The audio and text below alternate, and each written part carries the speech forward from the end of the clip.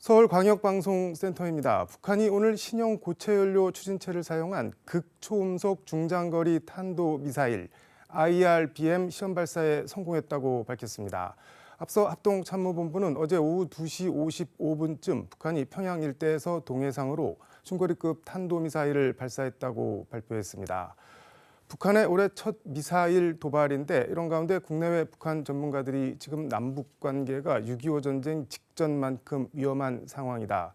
김정은 위원장이 전략적으로 전쟁할 결심을 했다. 허세가 아니다라는 관측이나 전망을 잇따라 내놓고 있습니다.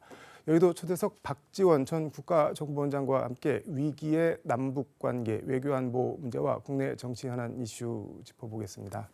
원장님 어서 오십시오. 네, 안녕하세요. 좀 딱딱한 걸로 오프닝을 했는데 오늘 여기 꽃 같은 배지를 달고 나오셨는데 그건 뭔가요? 어제 해남군 화산면 네. 분야에서 그 노인들이 나와가지고 이렇게 문화활동으로 이 꽃을 만들더라고요. 이게 동백꽃이에요. 동백꽃이요? 그렇기 때문에 해남한도 진도, 제주도 등 이 바닷바람을 받는 거기에 이제 동백꽃이 유명한데 이미자 선생의 동백꽃 유명하잖아요. 동백아가씨. 그런데 이걸 달아줘서 완도를 갔더니 또 완도에는 이게 우리 군 꽃이다 해가지고 굉장히 좋아하더라고요. 또 제가 달고 다니니까 굉장히 멋있다 해서 달고 나왔습니다. 알겠습니다. 한반도 상황이 6.25 전쟁 직전만큼이나 위험하다. 김정은 위원장의 잦은 전쟁 언급이 허세가 아닐 수 있다. 최악의 경우에 대비해야 된다. 이런 말들이 한반도 전문가라는 사람들한테서 계속 나오고 있는데 이게 진짜 전쟁까지 우리가 지금 염두에 둬야 되는 상황인가요? 어떤 건가요? 그건 누구도 예측할 수 없습니다. 네.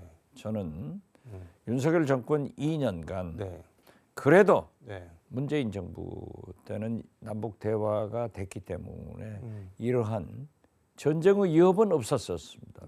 그런데 지금 보니까 완전히 강대강으로 가기 때문에 문제가 있고 특히 윤석열 외교가 미일 일변도 그렇게 되니까 북중로는 동맹이 돼서 제가 예측한 대로 푸틴의 도움을 받아서 ICBM 발사체 등이 성공적으로 되고 있잖아요.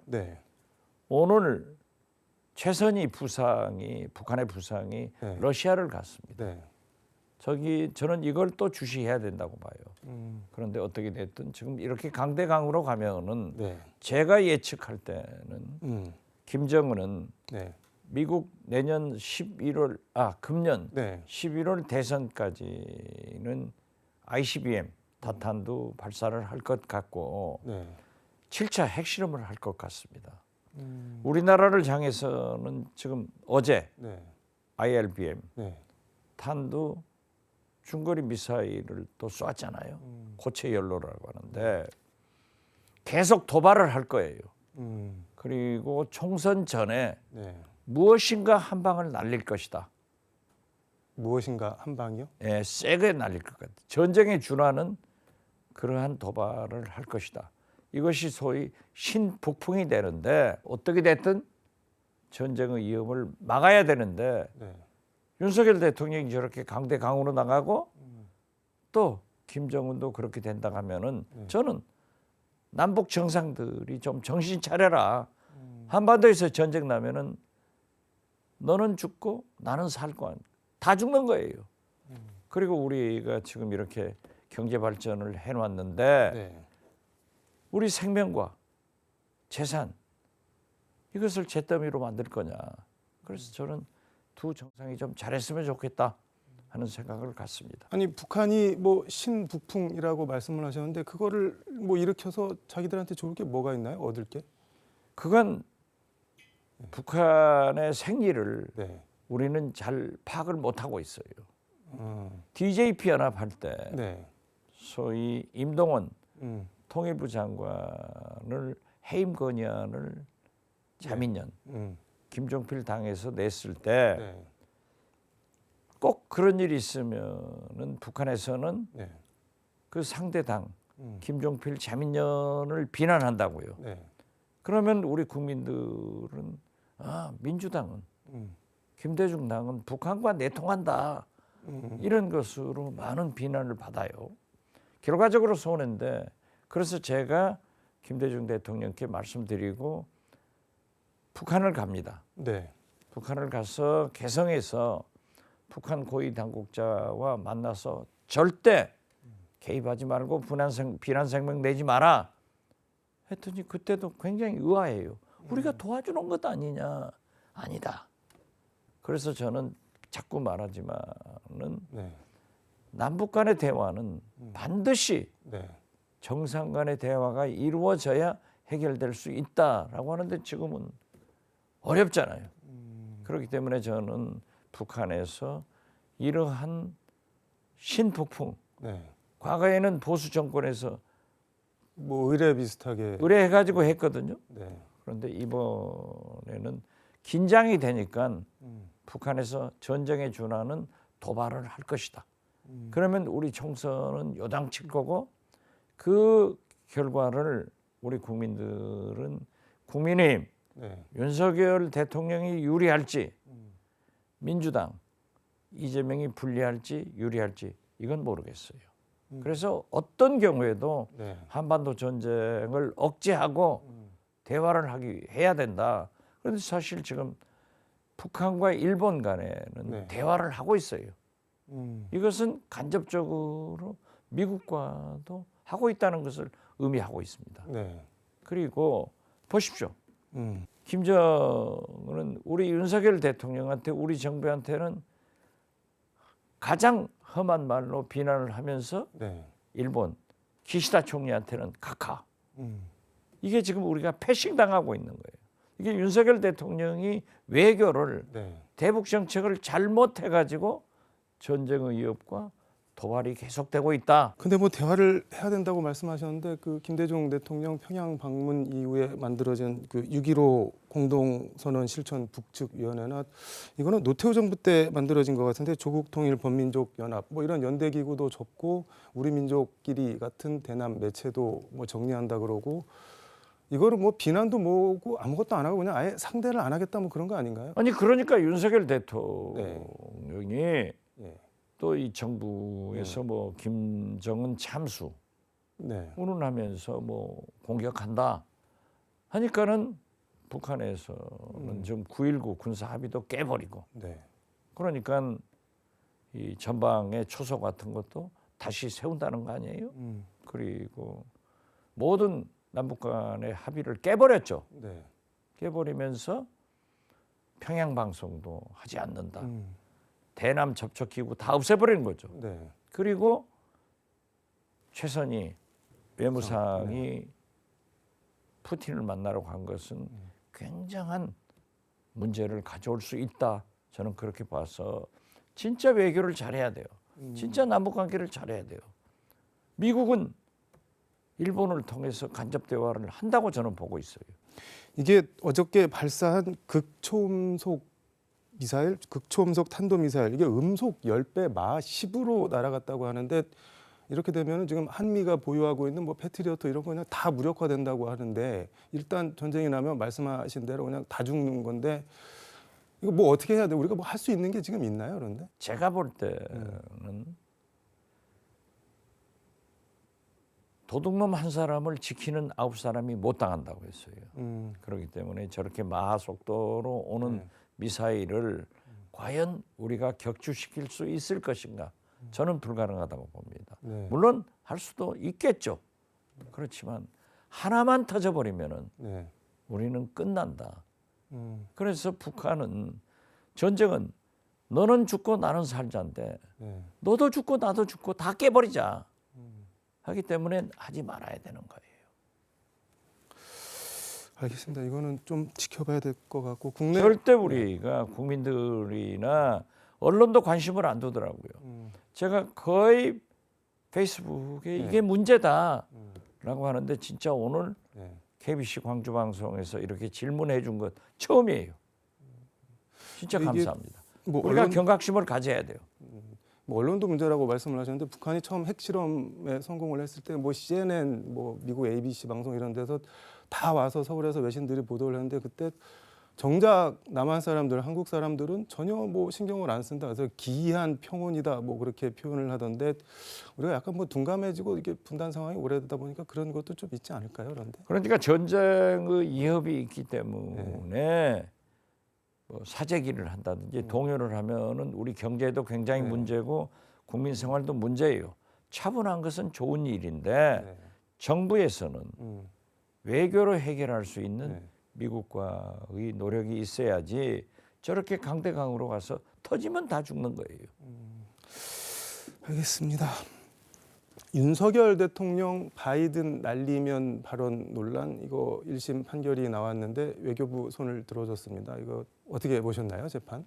글쎄요, 저는 사법부의 결정은 존중해야 된다라고 하지만은 거기에 나오는 말이죠.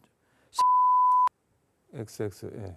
이것은 그럼 대한민국 국회의원들을 이 들 하고 부른 것은 잘한 일이에요. 저는 그 판결에 대해서 저도 예. 승복할 수 없고 이해할 수 없다 이렇게 말씀드립니다. 이게 민주당에서는 외교부가 이거를 가지고 재판에 간 것 자체가 코미디고 넌센스다. 그러면은 말씀하신 대로 미국 의회는 욕하면 안 되고 미국 대통령은 욕하면 안 되고 한국 국회의원들은 이 XX라고 욕해도 되는 거냐 뭐 이렇게 당연하죠. 저는 예. 외교부가 이것을 들고 네. 왜 갔겠어요? 왜 갔을까요? 나 대통령 의식에서 갔겠지만은 사법부의 판결을 존중은 하지만은 네. 이해할 수가 없고 그렇기 때문에 MBC에서 고등법원으로 네. 항소한 것은 잘했다. 저는 그렇게 봅니다.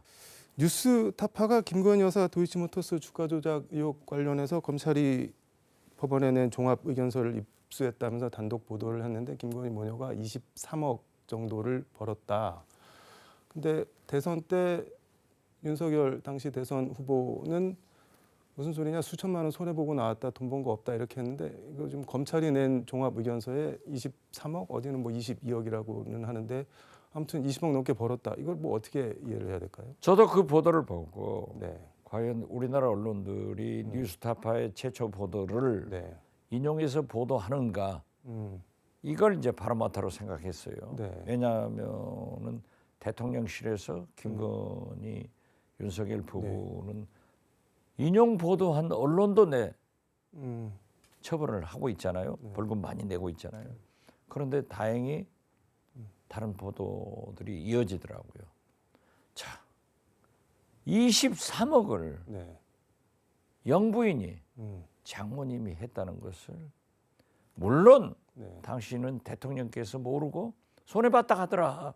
음. 이렇게 할 수는 있겠죠. 네. 그렇지만 이것이 보고서에 나왔다고 하면은 저는 이번 김건희 특검에 이건 자동적으로 포함될 거니까 특검을 반대할 이유가 또 없어졌다. 네. 그래서 반드시 밝혀져야 된다. 저는 그렇게 생각합니다. 지금 아니 23억을 예. 어떻게 그런 일을 할 수 있어요? 그래서 이것은 반드시 특검으로 이런 문제를 밝혀야 네. 국민한테 옳은 도리다. 만약에 지금처럼 윤석열 대통령이 말씀하신 대로 네. 뭐 몇천만 원 손해봤다. 밝혀야 될 거 아니에요. 그래서 저는 특검을 꼭 해야 될 이유가 또 하나 생겼다.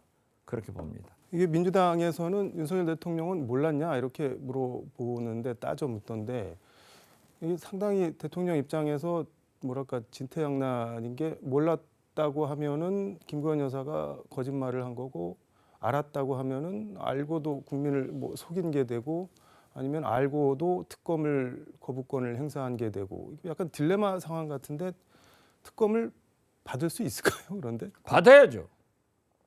윤석열 대통령이 뭐라고 하셨어요? 네. 국민은 항상 옳다고 했어요. 국민의 70%가 네.